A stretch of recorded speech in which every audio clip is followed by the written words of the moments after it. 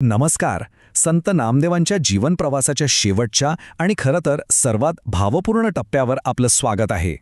कल्पना करा, संपूर्ण उत्तर भारतभर नामाचा गजर केल्यानंतर संत नामदेव परत आलेत आपल्या पंढरपूरला. वय झालंय, शरीराने थकले आहेत, पण विठ्ठलावरचं प्रेम ते तर पहिल्या दिवसासारखंच टवटवीत आहे. तर त्यांच्या या घरी परतण्याच्या प्रवासाचा नेमका अर्थ काय होता? चला जरा खोलात जाऊन समजून घेऊया. काही परंपरांनुसार संत नामदेवांचं आयुष्य होतं तब्बल 80 वर्षांचं. म्हणजे बघा, 1270 मध्ये जन्म आणि 1350 मध्ये समाधी. हे फक्त आकडे नाहीयेत, हे 80 वर्ष म्हणजे भक्ती आणि सेवेला वाहिलेलं एक संपूर्ण युग होतं. खरंच. मग प्रश्न पडतो की आयुष्याच्या या शेवटच्या टप्प्यात त्यांनी काय केलं? त्यांची ही अंतिम सेवा नेमकी कशी होती? आयुष्याची संध्याकाळ त्यांनी पंढरपूरमध्येच घालवली आणि त्यांचं जीवन ते अक्षरशः कीर्तन, अभंगरचना आणि नामसंकीर्तनात विरघळून गेलं होतं. त्यांनी लोकांच्या मनात जी भक्तीची ज्योत पेटवली होती ना, तीच परंपरा आजही वारीच्या रूपात जिवंत आहे, धगधगती आहे, जिथे प्रत्येक वारकरी नामदेवांना आठवल्याशिवाय एक पाऊलही पुढे टाकत नाही. आणि आता आपण येतोय या कथेच्या सर्वात भावनिक, सर्वात महत्त्वाच्या भागाकडे, त्यांच्या एका आगळ्या वेगळ्या प्रार्थनेकडे. पण विचार करा, देवाला आपलं संपूर्ण आयुष्य वाहिल्यानंतर, इतकी सेवा केल्यानंतर संत नामदेवांची शेवटची इच्छा काय असेल? त्यांची इच्छा ऐकूनच अंगावर काटा येतो. ते म्हणाले, मी विठ्ठलाच्या दारातला दगड होईन, जेणेकरून प्रत्येक भक्त माझ्यावरून चालत जाईल आणि त्यांच्या पायांची धूळ माझ्या मस्तकी लागेल.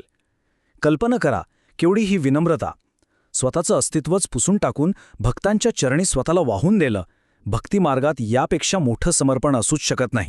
आणि याच अविश्वसनीय विनम्र भावनेतून वारकरी परंपरेनुसार इसवी सन 1350 मध्ये नामदेवांनी विठ्ठलाच्या त्या महाद्वारातच समाधी घेतली. आता बघा, समाधी म्हणजे फक्त शरीर सोडणं नाही, तर ती एक जागृत अवस्था आहे, जिथे आत्मा परमात्म्यात विलीन होतो. नामदेवांच्या मनात फक्त विठ्ठल नव्हता, त्यांच्या मनात घर करून होत्या त्या आपल्या जिवलग मित्रांच्या आठवणी. मग त्या विरहाचं काय झालं?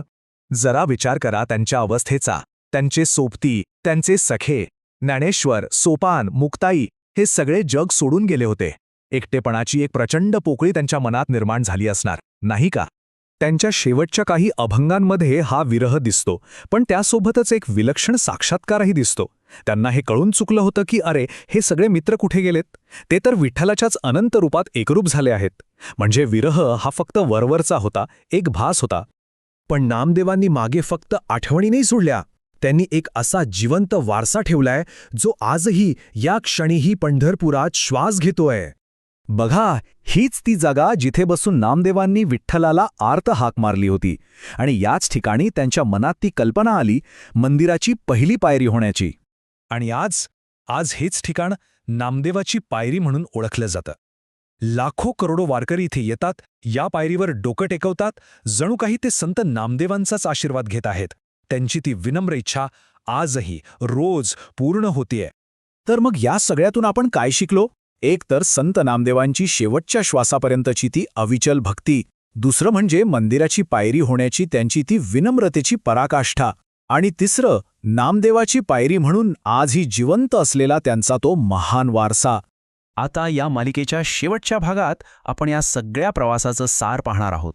पुढच्या भागात चुकवू नका. आपण जाणून घेणार आहोत संत नामदेवांच्या शिकवणीचं नेमकं सार काय होतं, त्यांच्या अभंगांमधून ते आपल्याला काय सांगू पाहत होते, आणि ज्ञानेश्वर नामदेव यांच्या त्या अद्वितीय मैत्रीचा शेवट कसा झाला.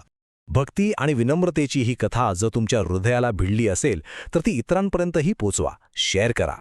आणि हो, अशाच प्रेरणादायी कथांसाठी, इतिहास आणि अध्यात्माच्या या प्रवासात सोबत राहण्यासाठी लाईक आणि सबस्क्राईब करायला विसरू नका. भेटूया पुढच्या भागात.